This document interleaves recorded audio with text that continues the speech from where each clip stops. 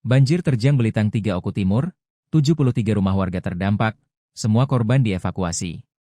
Banjir melanda wilayah Kecamatan Belitang 3, Kabupaten Oku Timur.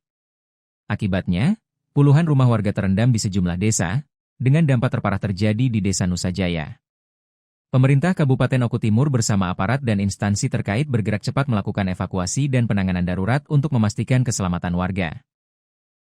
Camat Belitang 3, Sandra Bakti, mengatakan bahwa berdasarkan pendataan sementara di lapangan, sedikitnya 73 rumah warga terdampak banjir.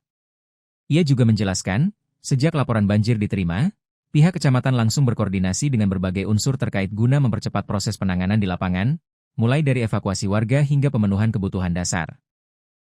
Sandra menambahkan, selain mengevakuasi warga, tim gabungan juga melakukan penyelamatan terhadap 5 orang warga serta hewan ternak milik warga, guna meminimalkan kerugian akibat banjir.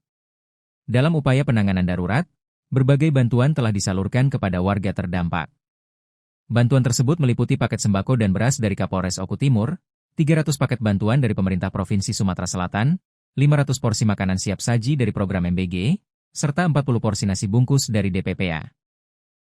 Untuk menjaga keselamatan masyarakat, akses jalan menuju lokasi banjir sementara dipasangi portal. Sementara petugas tetap bersiaga di lapangan guna mengantisipasi kemungkinan banjir susulan.